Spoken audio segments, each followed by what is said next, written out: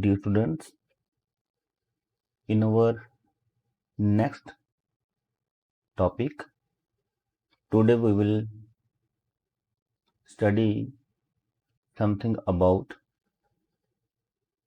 atoms, molecules, element and compound. 10th class से भी ਅਸੀਂ atom molecule element and compound थोड़ा सा पढ़ के आए हैं ਅੱਜ ਅਸੀਂ ਥੋੜਾ सा डिटेल ਕਰਾਂਗੇ ਇਹਨਾਂ ਦੀ तो let's start first of all what is an atom atom ਦਾ ਇੱਕ ਪ੍ਰੋਪਰ ਡੈਫੀਨੇਸ਼ਨ ਦੇਖਿਆ ਜਾਏ तो एटम ਨੂੰ ਅਸੀਂ ਇਸ ਤਰੀਕੇ ਨਾਲ ਡਿਫਾਈਨ ਕਰ ਸਕਦੇ ਹਾਂ the atom is a basic unit of matter matter ਉਹ ਸੀਗਾ ਜਿਹੜਾ ਕਿ ਅਸੀਂ ਪਿਛਲੀ ਕਲਾਸ 'ਚ ਕੀਤਾ ਸੀ ਕਿ ਐਨੀਥਿੰਗ ਜਿਸ ਦਾ ਭਾਰ ਹੋਵੇ ਜੋ ਜਗ੍ਹਾ ਘੇਰ ਰਿਹਾ ਹੋਵੇ ਉਸ ਨੂੰ ਅਸੀਂ ਮੈਟਰ ਬੋਲ ਦਿੰਦੇ ਹਾਂ ਕੋਈ ਵੀ ਸੋਲਿਡ ਲਿਕੁਇਡ ਗੈਸ कोई भी जिसका कोई भार है और जगह घेर रहा है दैट इज मैटर तो एटम बारे कह रहे हैं the atom is the basic unit of matter तो जो मैटर है वो कहते सारा एटम तो मिलके बनया है एटम का जो सब तो छोटा यूनिट है ना वो एटम ही होएगा that consist of nucleus surrounded by electron और इस एटम के विचकार एक न्यूक्लियस भी होएगा और उसके आले दुआले इलैक्ट्रॉन भी घूम रहे होंगे does not exist independently except noble gases जो एटम है वो कभी भी इकल्ला किसी जगह पर नहीं पाया जाएगा इस तरह नहीं है कि असी किसी आकाश च आसमान च देखिए पानी च देखिए धरती च देखिए तो सानू कोई एक एटम खास कोई एक एटम दिखाई दे जे पहला तो एटम इन्ना छोटा हुंदा तो दिखाई ही नहीं दिंदा पर सपोज करो जो सानू दिखाई भी दिंदा तो एटम कभी भी कल्ला ना हुंदा वो किसी दूसरे एटम नाल मिल के किसी होर फॉर्म च सानू कोई सॉलिड फॉर्म च लिक्विड फॉर्म च गैस फॉर्म च मिलदा ठीक है ना वो कल्ले दी ओदी कोई होंद नहीं है हुण एटम नूं अगर देखा जाए तो एटम समथिंग लाइक इट इस तरीके नाल होएगा ਉਹਦੇ सेंटर च देखो पॉजिटिव चार्ज वाला ये सारा न्यूक्लियस मैटर है और ਜਿਹੜੇ इलैक्ट्रॉन नैगेटिवली चार्ज है हर इलैक्ट्रॉन अपने ही रस्ते ਦੇ ਵਿੱਚ ਜਿਹੜਾ है एलिप्टिकल एक ये अंडाकार शेप ਦੇ ਵਿੱਚ अपने रस्ते ਵਿੱਚ न्यूक्लियस ਦੇ आले ਦੁਆਲੇ घूम रहा है दूसरे रस्ते ਵਿੱਚ दूसरा कोई इलैक्ट्रॉन अपने रस्ते ਵਿੱਚ घूम रहा है ये अपने रस्तियां ਵਿੱਚ घूमते हुए एक दूसरे नाल टकरा भी नहीं रहे तो इस तरीके नाल बहुत सारे इलैक्ट्रॉन एक न्यूक्लियस के आले दुआले अंडाकार रस्ते दे विच अपने अपने रस्ते दे विच रिवॉल्व करते हुए इस एटम नूं जिहड़ी है इस तरीके की शेप दे रही है ठीक है जी then every atom is composed of a nucleus हर एटम का एक न्यूक्लियस होएगा एंड वन और मोर इलैक्ट्रॉन और घट्टो घट्ट एक इलैक्ट्रॉन तो होएगा जिहड़ा कि इसके न्यूक्लियस के आले दुआले घूमता होवे तो एटम अगर असी एक अंडाकार शेप मानते हैं वैसे तो एटम सानू कोई दिखाई देने वाला कोई भी कण नहीं है छोटा कण है जो कि असी अख नाल भी नहीं देख सकते पर असी मानते हाँ कि अगर एटम इस तरह का होवे तो अंडाकार शेप से उहदे अंदर एक न्यूक्लियस होएगा ठीक है जी तो न्यूक्लियस के आले दुआले जो भी ये सानू पीला हिस्सा दिखाई दे रहा इस दे उपर हर रस्ते दे विच अपने ही रस्ते दे विच कुछ नैगेटिव चार्ज वाले इलैक्ट्रॉन होंगे जो इस न्यूक्लियस के आले दुआले चक्कर कट्टणगे तो अगर ये एक एटम है तो इस एटम के आले दुआले नैगेटिव कण इस पॉजिटिव न्यूक्लियस के आले दुआले अपने रस्ते विच घूम रहे हैं ठीक है तो आप इसकी डायग्राम पहला भी देख चुके हैं इलैक्ट्रॉन घूमते हुए न्यूक्लियस के आले दुआले then nucleus is made up of one और more proton and typically a similar number of neutron तो कहते जो न्यूक्लियस है ना ये अंदर पॉजिटिवली चार्ज कण होंगे जिन्होंने असी प्रोटॉन कहने हैं वो एक भी हो सकता या एक तो ज़्यादा भी हो सकते हैं ठीक है जी तो एक तो घट्टो घट्ट मिनिमम न्यूक्लियस के अंदर पॉजिटिव कण होएगा तो जिन्ने दे अंदर पॉजिटिव कण वैसे होया करते हैं उस एटम दे बाहर उन्ने ही नैगेटिव इलैक्ट्रॉन जड़े है ना घूमते हैं अगर मान लो अंदर पॉजिटिव कण 2 है तो बाहर नैगेटिव कण 2 ही इस न्यूक्लियस के आले दुआले घूमणगे ठीक है जी दैन इस न्यूक्लीयस ਦੇ ਅੰਦਰ ਤਾਂ ਜਿਹੜਾ ਇਹ ਪੋਜ਼ਿਟਿਵਲੀ ਚਾਰਜਡ ਪਾਰਟੀਕਲ ਹੈ, ਜਿਹੜਾ ਧਨ ਚਾਰਜ ਵਾਲਾ ਪੋਜ਼ਿਟਿਵ ਚਾਰਜ ਵਾਲਾ ਕਣ ਹੈ, ਇਹਨੂੰ ਅਸੀਂ ਪ੍ਰੋਟੋਨ ਕਹਿ ਦਿੰਦੇ ਹਾਂ, ਪ੍ਰੋਟੋਨ। ਔਰ ਇਹਦੇ ਅੰਦਰ ਇੱਕ ਹੋਰ ਕਣ ਹੈ ਜਿਸ ਦੇ ਉੱਪਰ ਕੋਈ ਧਨ ਜਾਂ ਰਿਣ ਚਾਰਜ ਨਹੀਂ ਹੈ, ਨੈਗੇਟਿਵ ਜਾਂ ਪੋਜ਼ਿਟਿਵ ਚਾਰਜ ਨਹੀਂ ਹੈ, ਉਹਨੂੰ ਅਸੀਂ ਨਿਊਟਰੋਨ ਕਹਿ ਦਿੰਦੇ ਹਾਂ। ਓਕੇ, ਇਹਦਾ ਮਤਲਬ ਇਹ ਹੋਇਆ ਕਿ ਜਿਹੜਾ ਨਿਊਕਲੀਅਸ ਹੈ, ਨਿਊਕਲੀਅਸ ਦੇ ਵਿੱਚ ਧਨ ਚਾਰਜ ਜਾਂ ਪੋਜ਼ਿਟਿਵ ਚਾਰਜ ਪ੍ਰੋਟੋਨ ਹੋਣਗੇ ਔਰ ਉਹਨਾਂ ਦੇ ਵਿਚਕਾਰ ਨਿਊਟਰਲ ਪਾਰਟੀਕਲ ਜਿਹੜੇ ਨਾਲ ਹੋਣਗੇ ਜਿਹਨਾਂ ਨੂੰ ਅਸੀਂ ਨਿਊਟਰੋਨ ਕਹਿੰਦੇ ਆ।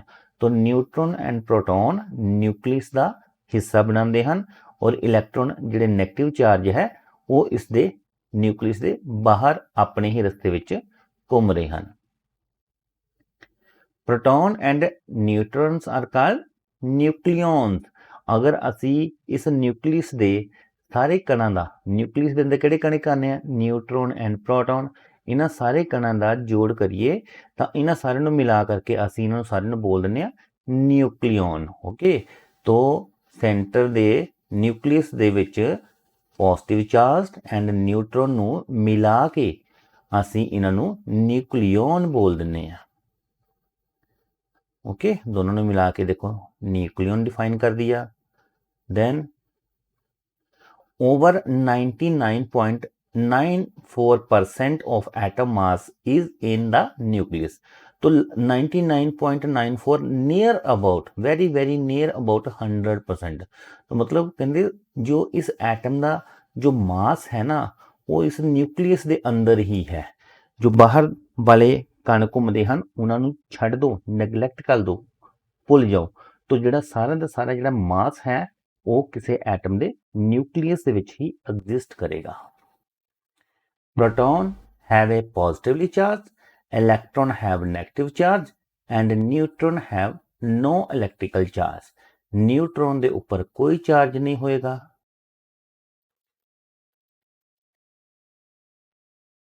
Then electron of an atom are attracted to proton in an atomic nucleus by electromagnetic force। किसी एटम ਦੇ ਵਿਚਕਾਰ ਜਿਹੜੇ ਪੋਜ਼ਿਟਿਵਲੀ ਚਾਰਜ ਪ੍ਰੋਟੋਨ ਹੈ ਔਰ ਉਹਨਾਂ ਦੇ ਬਾਹਰ ਘੁੰਮ ਰਹੇ ਜਿਹੜੇ ਨੈਗੇਟਿਵਲੀ ਚਾਰਜ ਇਲੈਕਟ੍ਰੋਨ ਹੈ ਉਹ ਇੱਕ ਦੂਜੇ ਵੱਲ ਕਿਸੇ ਖਾਸ ਫੋਰਸ ਦੇ ਨਾਲ ਬੰਦੇ ਰਹਿੰਦੇ ਆ, ਖਿੱਚੇ ਰਹਿੰਦੇ ਆ, ਜਿਹਨੂੰ ਅਸੀਂ ਇਲੈਕਟ੍ਰੋਮੈਗਨੈਟਿਕ ਫੋਰਸ ਕਹਿੰਦੇ ਆ। ਜਿਵੇਂ ਕਿ ਦੇਖੋ positively charge and negatively charge, negative ਵਾਲੇ ਇਲੈਕਟ੍ਰੋਨ ਹੋਣਗੇ, ਪੋਜ਼ਿਟਿਵ ਵਾਲੇ ਪ੍ਰੋਟੋਨ ਹੋਣਗੇ, ਇੱਕ ਦੂਜੇ ਵੱਲ ਖਿੱਚੇ ਜਾਂਦੇ ਆ ਤੇ ਇਹਨਾਂ ਨੂੰ ਅਸੀਂ ਇਹ ਕਿਹੜੇ ਫੋਰਸ ਨਾਲ ਖਿੱਚੇ ਜਾਂਦੇ ਆ ਬੋਲ ਦਿੰਦੇ ਆ ਇਲੈਕਟ੍ਰੋਮੈਗਨੈਟਿਕ ਫੋਰਸ। ਪਰ ਅਸੀਂ ਇੱਥੇ ਇਹ ਵੀ ਦੇਖ ਰਹੇ ਹਾਂ ਜਿਹੜੇ ਇੱਕੋ ਜਿਹੇ ਚਾਰਜ ਆ ਇਹ ਤਾਂ ਅਲੱਗ-ਅਲੱਗ ਚਾਰਜ ਆ, ਨੈਗੇਟਿਵ ਪੋਜ਼ਿਟਿਵ ਇੱਕ ਦੂਜੇ ਵੱਲ ਖਿੱਚੇ ਜਾ ਰਹੇ ਆ, ਪਰ ਜਿਹੜੇ ਪੋਜ਼ਿਟਿਵ ਚਾਰਜ ਆ ਉਹ ਇੱਕ ਦੂਜੇ ਤੋਂ ਪਰੇ ਜਾ ਰਹੇ ਨੇ। ठीक है जी, इस तरीके ਨਾਲ ਨੈਗੇਟਿਵ ਚਾਰਜ ਅਗਰ ਇੱਕ ਦੂਜੇ ਦੇ ਪਾਸ ਆਉਂਦੇ ਨੇ ਤਾਂ ਉਹ ਇੱਕ ਦੂਜੇ ਤੋਂ ਪਰੇ ਜਾਂਦੇ ਨੇ। ਤਾਂ ਇਹਦਾ ਮਤਲਬ ਕਿ particle with same charge move apart and particle with different charge move together. ਤਾਂ ਆਪਾਂ ਇਹ ਗੱਲ ਯਾਦ ਰੱਖਣੀ ਹੈ ਕਿ ਜਿਨ੍ਹਾਂ ਪਾਰਟੀਕਲਸ ਦਾ ਕਣਾਂ ਦਾ ਚਾਰਜ ਇੱਕੋ ਜਿਹਾ ਹੋਏਗਾ ਉਹ ਚਾਹੇ ਨੈਗੇਟਿਵ ਹੋਣ ਚਾਹੇ ਪੋਜ਼ਿਟਿਵ ਹੋਣ ਉਹ ਇੱਕ ਦੂਸਰੇ ਤੋਂ ਦੂਰ ਜਾਂਦੇ ਹਨ, पर जिन्हां कणां दा चार्ज उल्ट होएगा एक दूसरे तो, एक नैगेटिव एंड पॉजिटिव, वो हमेशा एक दूजे वाल खिंचे आंदे हन। और ये जिहड़ा फोर्स है एक दूजे नूं खिंचण दा जां परे धकेलण दा, इस नूं ही असी इलैक्ट्रोमैगनैटिक फोर्स कह रहे हां। The force that holds the electron around the nucleus is called electromagnetic force. Proton and neutron in the nucleus are attracted to each other by a different force. The nuclear force, which is usually stronger than the electromagnetic force, repelling the positively charged proton from one and other. जो proton और neutron जो centre दे अंदर nucleus दे अंदर कण बैठे ने, proton and neutron nucleus के अंदर attracted to each other by different force. उन्होंने कोई इलैक्ट्रोमैगनैटिक फोर्स खिंच के नहीं रख रहा, उन्होंने जिहड़ा फोर्स है the nuclear force which is usually stronger. उन्होंने फोर्स जिन्हां दा प्रोटॉन एंड न्यूट्रॉन दा उन्होंने अंदर का जो फोर्स है वो हमेशा स्ट्रोंग हुंदा है, किन्हां नालों स्ट्रोंग हुंदा है, इलैक्ट्रोमैग्नैटिक फोर्स नालों दैन द इलैक्ट्रोमैग्नेटिक फोर्स जो कि repelling the positively charge proton from the one and other. What is molecule, then ਅਸੀਂ मॉलिक्यूल बारे देखते हैं थोड़ा सा डिफाइन करके कि what are molecules. A group of atom exist as one species having same property is known as molecule। तो molecule क्या है, group of atom। तो एटम एक दो एटम या दो तो ਵੱਧ एटम आपस 'ਚ ਮਿਲ ਕੇ ਇੱਕ ਖਾਸ ਗੁਣਾ ਦਾ ਕੋਈ ਹੋਰ ਵੱਡਾ ਕਣ ਬਣਾਣਗੇ ਜਿਨ੍ਹਾਂ ਨੂੰ ਅਸੀਂ ਮੋਲੀਕਿਊਲ ਕਹਿ ਦਿੰਦੇ ਆ। A group of atom exist as one species having same property is known as molecule। तो ਅਸੀਂ ਸਿਰਫ ਇੰਨਾ ਹੀ ਸਮਝਾਂਗੇ ਕਿ ਦੋ ਜਾਂ ਦੋ ਤੋਂ ਵੱਧ ਤਰ੍ਹਾਂ ਦੇ ਐਟਮ, ਉਹ ਐਟਮ ਇੱਕੋ ਜਿਹੇ ਹੋ ਸਕਦੇ ਹਨ ਜਾਂ ਵੱਖਰੇ ਵੱਖਰੇ ਵੀ ਹੋ ਸਕਦੇ ਹਨ, ਉਹ ਆਪਸ 'ਚ ਮਿਲ ਕੇ ਮੋਲੀਕਿਊਲ ਬਣਾ ਰਹੇ ਹਨ। which can be independently exist, ਜਿਨ੍ਹਾਂ ਦੀ ਐਗਜ਼ਿਸਟੈਂਸ ਹੈ ਉਹ ਇਕੱਲੇ ਵੀ ਰਹਿ ਸਕਦੇ ਹਨ ਮੋਲੀਕਿਊਲ, ਬਟ ਕਿਹੜੇ ਇਕੱਲੇ ਨਹੀਂ ਰਹਿ ਸਕਦੇ ਸੀਗੇ, ਐਟਮ। ਉਹਨਾਂ ਦਾ ਐਟਮ ਦਾ ਇਕੱਲਿਆਂ ਦਾ ਕੋਈ ਵਜੂਦ ਨਹੀਂ ਹੈ, ਜਦੋਂ ਕਿ ਮੋਲੀਕਿਊਲ ਇਕੱਲੇ ਵੀ ਰਹਿ ਸਕਦੇ ਹਨ। एग्जाम्पल फॉर एक मॉलिक्यूल बनाया, इस मॉलिक्यूल के अंदर अगर केमिकल फार्मूला देखा जाए तो ये C2H6 है। इसनूं तुसी अगे जाके और भी डिटेल ਨਾਲ स्टडी करोगे। ਇਹਦੇ ਵਿੱਚ दो एक काले काने ਜਿਹੜੇ गोले दिखाई दे रहे हैं, एक कार्बन हैं, एक कार्बन दूजे कार्बन ਦੇ ਨਾਲ जुड़िया होया, ठीक है ना, दो कार्बन, और एक कार्बन नाल तीन ये हाइड्रोजन छोटे गोले जुड़े हुए, इस कार्बन नाल भी तीन कार्बन तीन हाइड्रोजन छोटे गोले जुड़े हुए, तो टोटल मिला के हाइड्रोजन 6 कार्बन 2। इस जगह ते सानू H2O दिखाया, एक ऑक्सीजन दो हाइड्रोजन, मतलब अलग अलग कण एक दूजे नाल मिल के जुड़ के जो एक खास स्पीसीज ये बना रहे हैं, इन्हां नूं असीं मॉलिक्यूल कहने हां। वाटर का मॉलिक्यूल, पानी का मॉलिक्यूल, ए मीथेन का मॉलिक्यूल। ए मॉलिक्यूल में भी होमोन्यूक्लियर और हेट्रोन्यूक्लियर मॉलिक्यूल के बारे में बात करें भी, एक मॉलिक्यूल ਦੇ ਅੰਦਰ ਜੋ ਐਟਮ ਹੈ ਇੱਕ ਦੂਸਰੇ ਦੇ ਨਾਲ ਬੰਧਨ ਦੇ ਨਾਲ ਬੰਜੇ ਹੁੰਦੇ ਹਨ, ਔਰ ਇਹ ਮੋਲੀਕਿਊਲ ਜੋ ਹੈ ਇੱਕੋ ਤਰ੍ਹਾਂ ਦੇ ਐਟਮਾਂ ਦੇ ਅੰਦਰ ਬੰਧਨ ਬਣਾ ਕੇ ਵੀ ਬਣ ਸਕਦਾ ਹੈ, ਜਿਵੇਂ ਆਕਸੀਜਨ ਦਾ ਐਟਮ जुड़ जान, या नाइट्रोजन ਨਾਲ जुड़ जाए, हाइड्रोजन ਨਾਲ जुड़ जाए, ठीक है ना। तो इस तरीके नाल ਇੱਕੋ ਤਰ੍ਹਾਂ ਦੇ ਐਟਮਾਂ ਦਾ ਮਿਲ ਕੇ ਵੀ ਮੋਲੀਕਿਊਲ ਬਣ ਸਕਦਾ ਹੈ, ਜਦੋਂ ਕਿ ਅਲੱਗ-ਅਲੱਗ ਐਟਮਾਂ ਨੂੰ ਮਿਲਾ ਕਰ ਵੀ ਅਸੀਂ ਕੋਈ ਮੋਲੀਕਿਊਲ ਬਣਾ ਸਕਦੇ ਹਾਂ, ਜਿਵੇਂ ਇੱਥੇ हाइड्रोजन एंड ऑक्सीजन अलग अलग एटम ਨੂੰ ਮਿਲਾ ਕੇ ਮੋਲੀਕਿਊਲ ਬਣਾਇਆ। तो ਇੱਕੋ ਤਰ੍ਹਾਂ ਦੇ ਐਟਮ ਜਿਹੜੇ ਮਿਲ ਕੇ ਮੋਲੀਕਿਊਲ ਬਣਾਉਂਦੇ ਹਨ ਉਹਨਾਂ ਨੂੰ ਅਸੀਂ ਹੋਮੋਨਿਊਕਲੀਅਰ ਬੋਲਦੇ ਹਾਂ, ਔਰ ਅਲੱਗ ਐਟਮਾਂ ਦੇ ਮੋਲੀਕਿਊਲ ਨੂੰ ਹੈਟਰੋਨਿਊਕਲੀਅਰ। क्लासिफिकेशंस ऑफ मैटर देखो तो जो मैटर है जिन्हां दा कोई ना कोई भार होवे ते जगह घेरदे होण उन्हां नूं ਅਸੀਂ मैटर कहने हां, और ये मैटर फिजिकल क्लासिफिकेशन के अंदर सॉलिड, लिक्विड एंड गैस चे क्लासीफाई किया जा सकता है। केमिकल क्लासिफिकेशन देखिए तो जो मैटर है इसनूं असी मिक्सचर दे अंदर कैटेगराइज कर सकते हैं। मिक्सचर किहड़े contain more than one kind of pure substance, एक तो ज़्यादा तरह के उहदे अंदर कंपाउंड होण, जिवें एयर, टी, शुगर सोल्यूशन, उन्होंने असीं मिक्सचर कह दिंदे हां।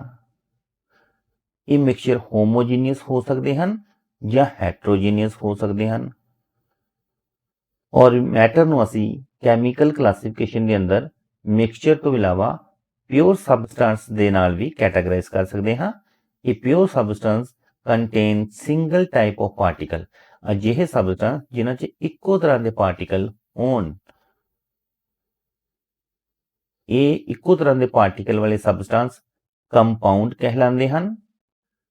Substance which is obtained by union of two और मोर एलीमेंट, जेड़े दो या दो तो वध तरह के एटम मिलके कोई वड्डा तत्त बनाते हैं, उन्होंने असीं कंपाउंड कह दिंदे हां।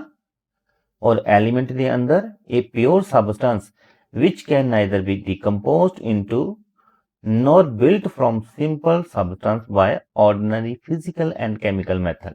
ਅਜਿਹਾ ਛੋਟੇ ਤੋਂ ਛੋਟਾ ਜੋ ਐਟਮ ਦਾ ਇੱਕ ਰੂਪ ਜਿਸ ਨੂੰ ਅਸੀਂ ਹੋਰ ਛੋਟਾ ਭਾਗ ਵਿੱਚ ਨਹੀਂ ਤੋੜ ਸਕਦੇ ਉਸ ਨੂੰ ਅਸੀਂ ਐਲੀਮੈਂਟ ਕਹਿ ਦਿੰਦੇ ਹਾਂ। ਐਲੀਮੈਂਟ ਦੀ ਹੁਣ ਪਹਿਲਾਂ ਡੈਫੀਨੇਸ਼ਨ ਦੇਖਦੇ ਹਾਂ। An element consist of only one type of atom. Element ਕਿਸੇ ਇੱਕ ਖਾਸ ਐਟਮ ਤੋਂ ਮਿਲ ਕੇ ਬਣਿਆ ਹੋਇਆ, ਇੱਕੋ ਤਰ੍ਹਾਂ ਦੇ ਐਟਮਾਂ ਤੋਂ ਮਿਲ ਕੇ ਬਣਿਆ ਹੋਇਆ ਜੋ ਪਦਾਰਥ ਹੈ ਉਸ ਨੂੰ ਅਸੀਂ ਐਲੀਮੈਂਟ ਕਹਿ ਦਿੰਦੇ ਹਾਂ। ਜਿਵੇਂ ਅਸੀਂ ਕੋਈ ਸੋਨੇ ਦਾ ਗਹਿਣਾ ਕਹਿ ਲਓ ਜਿਸ ਦੇ ਅੰਦਰ ਕੋਈ ਹੋਰ ਇੰਪਿਓਰਿਟੀ ਨਾ ਮਿਕਸ ਕੀਤੀ ਹੋਵੇ ਤਾਂ ਅਸੀਂ ਕਹਿ ਸਕਦੇ ਹਾਂ कि वो जो गहना है वो सोने के गोल्ड के एलिमेंट का बना हुआ है, उसके अंदर गोल्ड एलिमेंट है, मतलब उसके अंदर जितने भी कण होंगे एटम होंगे सारे गोल्ड वाले होंगे, तो सारे को मिला करके बोलेंगे गोल्ड का element. Cannot be decompose further into simple substance. इन्हों ये नहीं है कि उस गोल्ड का जो एक एलिमेंट है और उस एटम ਨੂੰ ਅਸੀਂ ਹੋਰ ਛੋਟੇ ਕਣਾਂ 'ਚ ਤੋੜ ਕੇ ਉਹ ਗੋਲਡ ਤੋਂ ਕੁਝ ਹੋਰ ਬਣ ਜਾਏਗਾ।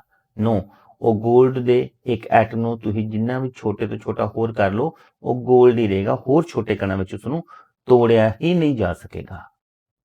एग्जाम्पल फॉर सोडियम का एलिमेंट, हाइड्रोजन का एलिमेंट, कॉपर का एलिमेंट, ऑक्सीजन का एलिमेंट, सिल्वर का एलिमेंट, ये कुछ एलिमेंट के सिंबल सानू दिते हुए है। देन कंपाउंड क्या है? कंटेन टू और मोर एलिमेंट। अजिहा क्वांटिटी ਜਾਂ ਅਜਿਹੀ ਸਪੀਸੀਜ਼ ਜਿਸ ਦੇ ਅੰਦਰ ਦੋ ਜਾਂ ਦੋ ਤੋਂ ਵੱਧ ਤਰ੍ਹਾਂ ਦੇ ਐਲੀਮੈਂਟ ਹੋਣ ਉਹਨਾਂ ਨੂੰ ਅਸੀਂ ਕੰਪਾਊਂਡ ਕਹਿੰਦੇ ਹਾਂ।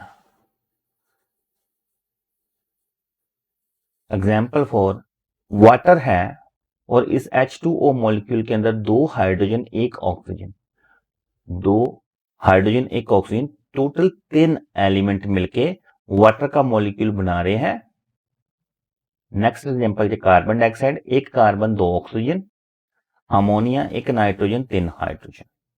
मिक्सचर, मिक्सचर वेरिएबल कंपोजिशन, ऐसी कंपोजिशन ऐसा एक मिक्सचर जिस ਦੇ ਅੰਦਰ ਦੋ ਜਾਂ ਦੋ ਤੋਂ ਵੱਧ ਤਰ੍ਹਾਂ ਦੇ ਕੰਪਾਊਂਡ ਐਟਮ ਤਰ੍ਹਾਂ ਦੇ ਸਾਰੇ ਮਿਲ ਕੇ ਜੋ ਹੈ ਉਹ ਮਿਕਸਚਰ ਜਨਰੇਟ ਕਰਦੇ ਹਨ।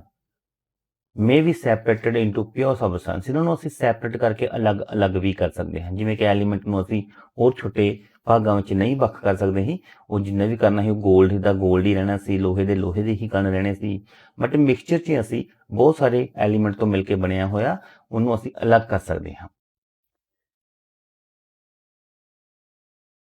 Mixture further classified into two types, homogeneous and heterogeneous. Homogeneous mixtures are same composition throughout. Component are indistinguishable, मतलब ऐसे कंपाउंड होमोजीनियस मिक्सचर जिन्हां दे अंदर कंपोजिशन सेम होवे। जिमें कि असी कोई मिठा पानी बनाना है, शिकंजवी बनाना है, तो असी शुगर या नमक को मिक्स करना है पानी के अंदर और उसको अच्छी तरह से मिक्स कर लो, फिर चाहे ऊपर वाला पानी पी लो, नीचे वाला पानी पी लो, तो सेम मिठास सेम जो सानू मिलेगा वो एक होमोजीनियस मिक्सचर करके मिलेगा। तो सेम कंपोजिशन हर जगह ते मिलनी, अच्छे तरीके नाल मिक्स किया होया कोई भी कंपाउंड वो होमोजीनियस मिक्सचर बनाएगा। Example for sugar solution. Okay, हुण यही शुगर सोल्यूशन च अगर असी ये शुगर 2-3 चम्मच इस गिलास के अंदर पाइए और इसनू अच्छे तरीके नाल घोल दिए तो ये तो होमोजीनियस मिक्सचर बनेगा। लेकिन यही शुगर असी 2-3 चम्मच इस गिलास च पाइए और इसनू अच्छे तरीके नाल ना घोलीए तो नीचे नीचे तो मिठास रहेगी, उपरों जो असी पानी पीआंगे तो सानू मिठा नहीं लगेगा। ज्यों ज्यों असी नीचे जाते रहांगे पानी की मिठास वधदी जाएगी। तो पानी की मिठास हर जगह तो वक्खो वक्खरी होने कारण असी कह सकते हाँ कि ये वाला जो मिक्सचर है ये हेट्रोजीनियस है। जो पहले वाला अच्छे तरीके नाल घुल गया दैट इज होमोजीनियस। तो होमोजीनियस के अंदर composition through out same composition है। तो ऐसा शुगर सोल्यूशन के बाद गैसेस कोई मिक्सचर भी हो सकता है। Heterogeneous mixture do not have same composition. Water plus kerosene, water plus kerosene मतलब कि पानी के अंदर अगर मिट्टी का तेल मिलाओ तो सेम कंपोजिशन नहीं है, पानी की वक्री लेयर होएगी, केरोसिन की वक्री लेयर होएगी, ठीक है ना। तो जैसे कि अभी डायग्रामेटिकली ये दिखाया था, ये होमोजीनियस है, हेट्रोजीनियस का पिक्चर है। तो मतलब तेल की लेयर ऊपर आ जाएगी, पानी की लेयर नीचे चलेगी, तेल हल्का है ऊपर रहेगा, तो अच्छी तरह से मिक्स नहीं हुआ। जितना मर्जी इसको मिक्स कर लो, थोड़ी देर पड़ा रहेगा तो फिर से डबल लेयर बन जाएगी, तो अच्छी तरीके नाल जो मिक्स ना हो पाए, दैट इज हेट्रोजीनियस।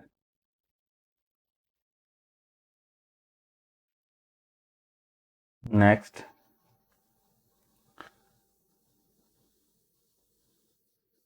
आइसोटॉप।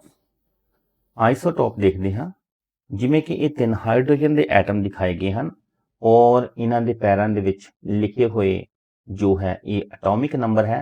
ਕਿਸੇ ਵੀ ਐਟਮ ਦੇ ਸਿੰਬਲ ਦੇ ਪੈਰਾਂ ਵਿੱਚ ਜੋ ਲਿਖਿਆ ਜਾਂਦਾ ਹੈ ਉਹ ਚਾਹੇ ਇਸ ਸਾਈਡ ਤੇ ਲਿਖ ਲਓ, ਚਾਹੇ ਇਸ ਸਾਈਡ ਤੇ ਪੈਰਾਂ ਤੇ ਲਿਖ ਲਓ, ਇਹ ਹਮੇਸ਼ਾ ਐਟੋਮਿਕ ਨੰਬਰ ਹੋਏਗਾ। 10th ਕਲਾਸ 'ਚ ਅਸੀਂ ਇਹ ਪੜ੍ਹਾ ਸੀ। ਔਰ ਜੋ ਇਸ ਦੇ ਹੈਡ ਤੇ ਲਿਖਾ ਜਾਏਗਾ that is mass number. Same element have same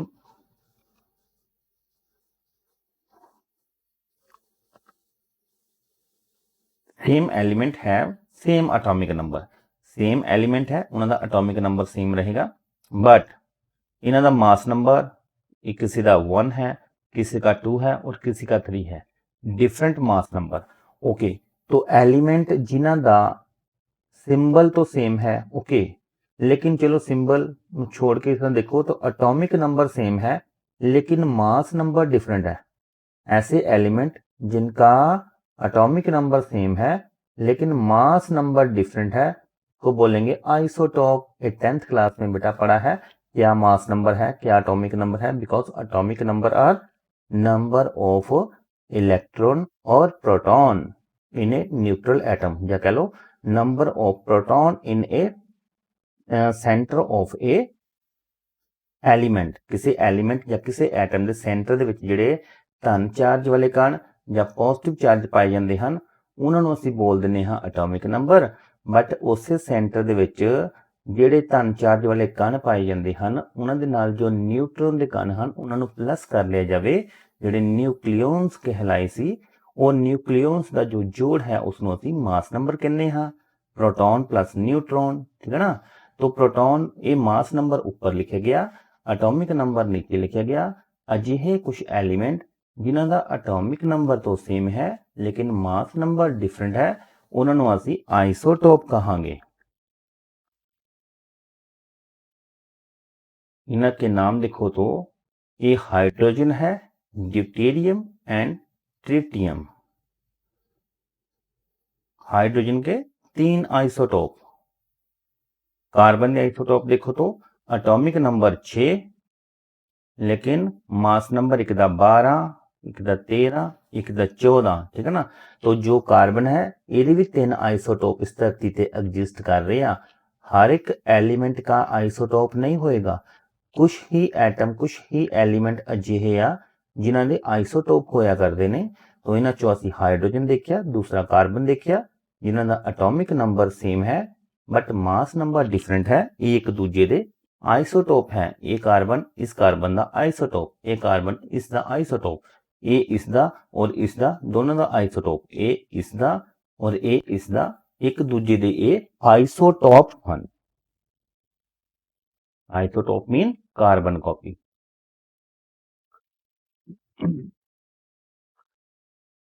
isobar, अभी आइसोबार देखेंगे। आइसोबार एटॉमिक नंबर डिफरेंट है लेकिन मास नंबर सेम। अजिहे भी कुछ एटम हो सकते हैं, अलग अलग एटम होंगे जिन्हां दे विचों मास नंबर सेम आ गया, प्रोटॉन और न्यूट्रॉन का जो जोड़ है जिन्होंने असी मास नंबर कहने हैं वो तो सेम आ गया लेकिन एटॉमिक नंबर डिफरेंट आ गया। अजिहे एलिमेंट नूं असी एक दूसरे दे आइसोबार कहांगे। आइसोटोन, तीसरी डेफिनेशन आइसोटोन। तो आइसोटोन च देखो तो इन्हां का एटॉमिक नंबर भी डिफरेंट है और मास नंबर भी डिफरेंट है। फिर एक की डेफिनेशन हुई, अगर असी इन्हां दे मास नंबर चों एटॉमिक नंबर नूं माइनस करिए 40 में से 20 माइनस करिए तो 20, 39 में से 19 माइनस करिए 20। हमेशा किसी मास नंबर चों एटॉमिक नंबर ਨੂੰ ਮਾਈਨਸ ਕਰੀਏ ਤਾਂ ਸਾਨੂੰ ਨੰਬਰ ਆਫ ਨਿਊਟਰੋਨ ਮਿਲਣਗੇ। तो ਜਿਹੜੇ ਕੁਝ ਐਲੀਮੈਂਟਸ ਕੇ ਨੰਬਰ ਆਫ ਨਿਊਟਰੋਨ ਬਰਾਬਰ ਹੋਣ, ਉਹਨਾਂ ਦੇ ਐਟੋਮਿਕ ਨੰਬਰ ਡਿਫਰੈਂਟ ਹੋਣ, ਮਾਸ ਨੰਬਰ ਡਿਫਰੈਂਟ ਹੋਣ, ਬਟ ਨੰਬਰ ਆਫ ਨਿਊਟਰੋਨ ਸੇਮ ਹੋਣ, ਯਾਨੀ ਕਿ ਮਾਸ ਨੰਬਰ ਔਰ ਐਟੋਮਿਕ ਨੰਬਰ ਨੂੰ ਮਾਈਨਸ ਕਰਨ ਤੋਂ ਬਾਅਦ ਆਨਸਰ ਸੇਮ ਆ ਰਿਹਾ ਹੋਵੇ, that answer is number of neutron। तो ਅਸੀਂ ਕਹਾਂਗੇ ਇਹ ਇੱਕ ਦੂਸਰੇ ਦੇ ਆਈਸੋਟੋਨ ਹਨ। ਨੰਬਰ ਆਫ ਨਿਊਟਰਨ ਕੱਢਣਾ ਹੋਵੇ ਤੇ ਮਾਸ ਨੰਬਰ ਮਾਈਨਸ ਐਟੋਮਿਕ ਨੰਬਰ, ਇੱਧਰ ਵੀ ਨੰਬਰ ਆਫ ਨਿਊਟਰਨ ਬਰਾਬਰ। ਇਹਦਾ ਮਤਲਬ ਕਹਿ ਸਕਦੇ ਹਾਂ ਕਿ ਆਈਸੋਟੋਨਸ ਉਹ ਐਲੀਮੈਂਟ ਜਿਨ੍ਹਾਂ ਦੇ ਨਿਊਟਰੋਨ ਬਰਾਬਰ ਹੋਣ, ਠੀਕ ਹੈ ਨਾ, ਉਹਨਾਂ ਦਾ ਐਟੋਮਿਕ ਨੰਬਰ ਵੀ ਸੇਮ ਨਾ ਹੋਵੇ, ਮਾਸ ਨੰਬਰ ਵੀ ਸੇਮ ਨਾ ਹੋਵੇ, ਬਟ ਉਹਨਾਂ ਦੇ ਨੰਬਰ ਆਫ ਨਿਊਟਰੋਨ ਸੇਮ ਹੋਣ, ਉਹਨਾਂ ਨੂੰ ਅਸੀਂ ਇੱਕ ਦੂਸਰੇ ਦੇ ਆਈਸੋਟੋਨ ਕਹਿੰਦੇ ਹਾਂ। ਆਓ ਬੇਟਾ ਹੁਣ ਅਸੀਂ ਜਿੰਨਾ ਕੁ ਪੜ੍ਹਿਆ ਉਹਦੇ ਵਿੱਚੋਂ 5-6 ਕੁਐਸਚਨ ਕਰਕੇ ਦੇਖਦੇ ਹਾਂ, ਠੀਕ ਹੈ। ਇਹ ਕੁਐਸਚਨ ਮਾਈਂਡ 'ਚ ਰੱਖਣਾ, ਅਸੀਂ ਇਸ ਦਾ ਟੈਸਟ ਵੀ ਲਵਾਂਗੇ। Question number 1, the number of neutron present in radioactive isotope of hydrogen. ਜੋ ਅਸੀਂ ਆਈਸੋਟੋਪ ਆਫ ਹਾਈਡਰੋਜਨ 3 ਤਰ੍ਹਾਂ ਦੇ ਪੜ੍ਹੇ ਸੀ, ਉਹਨਾਂ ਚੋਂ ਜੋ ਰੇਡੀਓ ਐਕਟਿਵ ਆਈਸੋਟੋਪ ਸੀਗਾ ਉਹਨਾਂ 'ਚ ਨਿਊਟਰੋਨ ਕਿੰਨੇ ਸੀ। ਹੁਣ ਸਾਨੂੰ ਉਹਨਾਂ ਚੋਂ ਇਹ ਨਹੀਂ ਸੀ ਪਤਾ ਕਿ ਰੇਡੀਓ ਐਕਟਿਵ ਆਈਸੋਟੋਪ ਕਿਹੜਾ ਹੈ। तो रेडियो एक्टिव ਜਿਹੜਾ तीसरा ਸੀ ट्रिटियम, वो रेडियो एक्टिव ਸੀ। तो ਉਹਦੇ अंदर आंसर तो 2 रहेगा। किस तरह, एक्सप्लेनेशन देखो तो ट्रिटियम जिस ਦਾ ਐਟੋਮਿਕ ਨੰਬਰ 1 ਔਰ ਮਾਸ ਨੰਬਰ 3 ਸੀਗਾ, ਅਜਿਹੇ ਫਾਰਮ ਦੇ ਹਾਈਡਰੋਜਨ ਨੂੰ ਅਸੀਂ ट्रिटियम ਕਹਿੰਦੇ ਸੀਗੇ। ਔਰ ਇਹ ਹਾਈਡਰੋਜਨ ਦਾ ਅਜਿਹਾ ਆਈਸੋਟੋਪ ਹੈ ਜਿਹੜਾ ਕਿ ਰੇਡੀਓ ਐਕਟਿਵ ਹੈ। ਇਹਦੇ ਵਿੱਚ ਮਾਸ ਨੰबर और एटॉमिक नंबर का माइनस करें तो आंसर 2 आएगा। और ਅਸੀਂ ਜਾਣਦੇ ਹਾਂ ਮਾਸ ਨੰਬਰ ਔਰ ਐਟੋਮਿਕ ਨੰਬਰ ਨੂੰ ਮਾਈਨਸ ਕਰਾਂਗੇ ਤਾਂ ਸਾਨੂੰ ਨੰਬਰ ਆਫ ਨਿਊਟਰੋਨ ਨਿਕਲ ਕੇ ਆਣਗੇ। ਤਾਂ ਅਸੀਂ ਕਹਿ ਸਕਦੇ ਹਾਂ number of neutron present in a radioactive isotope of hydrogen is 2.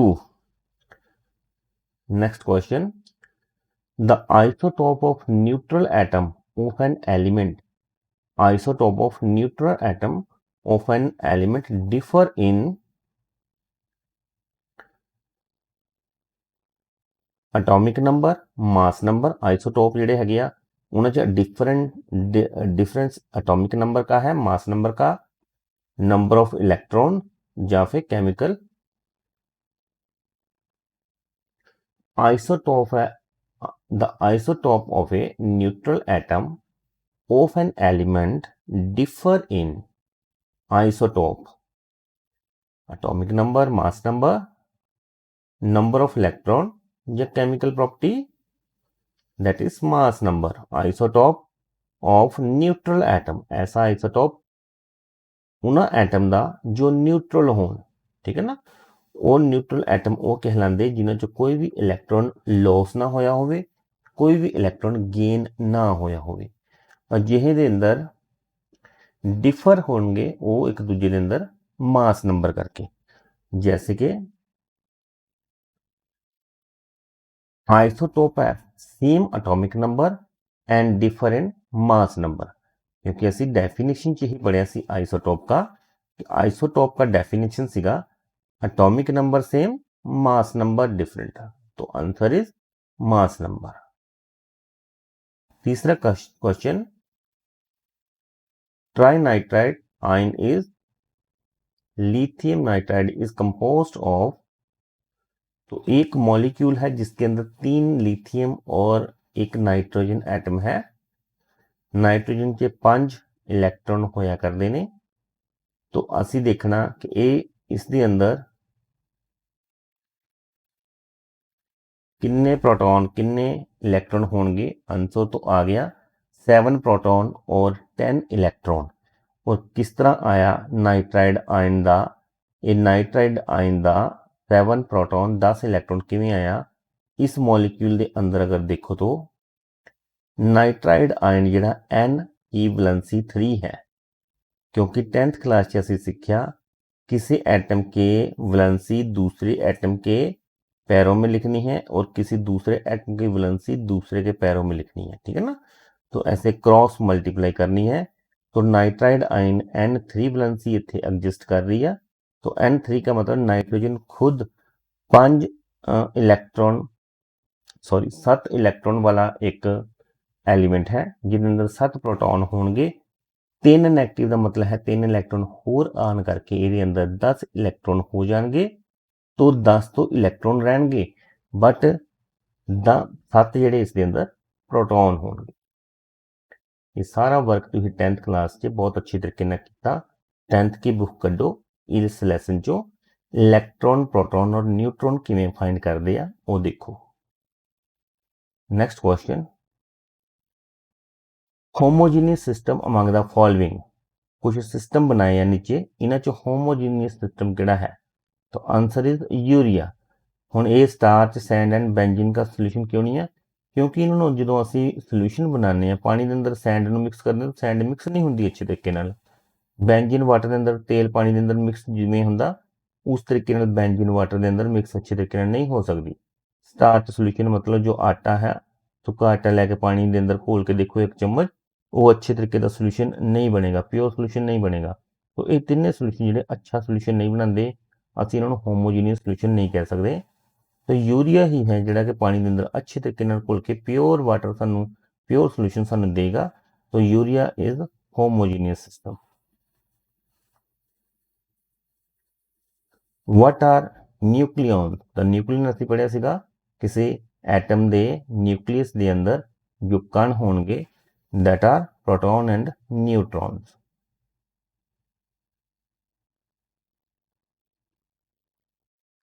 Question number 6, the number of fundamental particle present in lithium 7 मतलब लिथियम का मास नंबर 7 और एटॉमिक नंबर 3। फंडामेंटल पार्टिकल किसनूं कहंदे हन? तो याद रखना इत्थे fundamental particle total number of particle और 3 है 4 है 6 ऑप्शन और 10, आंसर इज 10। और फंडामेंटल पार्टिकल क्या होंगे? Number of fundamental particle equal to number of electron number of proton plus number of neutron. तो इलैक्ट्रॉन प्रोटॉन न्यूट्रॉन नूं किसी एटम दे नूं प्लस कर दो तो जो पार्टिकल गिनती निकल के आएगी उन्होंने असी फंडामेंटल पार्टिकल कह देंगे। Activity, construction of atom. Atom are ultimate part of matter constructed by 3 fundamental particle. किसी एटम के अंदर 3 ही फंडामेंटल पार्टिकल होंगे हैं, इलैक्ट्रॉन प्रोटॉन एंड न्यूट्रॉन। अज असी इस दे बारे ही पढ़िया। और protons present in nucleus positively charge है, न्यूट्रॉन्स प्रेजेंट इन न्यूक्लियस और ये न्यूट्रल है, इन्हें तो कोई चार्ज नहीं होएगा। Electron revolves around nucleus, nucleus के आले दुआले घूमते हैं और इन्हां ते नैगेटिव चार्ज होएगा। Atomic number number of proton नूं असीं कह दिंदे आ, किसी एटम च नंबर ऑफ प्रोटॉन जिन्ने होणगे उसनूं एटॉमिक नंबर। असीं नंबर ऑफ इलैक्ट्रॉन क्यों नहीं कहने? क्योंकि वैसे एक न्यूट्रल एटम च नंबर ऑफ प्रोटॉन और न्यूट्रॉन बराबर रहेंगे बट इलैक्ट्रॉन सिर्फ न्यूट्रल एटम के अंदर ही बराबर रहेंगे प्रोटॉन के। किसी पॉजिटिव या नैगेटिव आयन के अंदर इलैक्ट्रॉन जिहड़े आ किसी एटम द्वारा गवाए या प्राप्त किए जा सकते हैं, इन्हां दी गिनती घट वध सकती है। इस करके एटॉमिक नंबर की प्रॉपर डेफिनेशन रहेगी equal to number of proton. Mass number equal to number of proton plus number of neutron. Okay बेटा, अज का असी जो 10वीं च पहला पढ़िया सी उसनूं ही थोड़ा सा रिवाइज करिया। Thank you.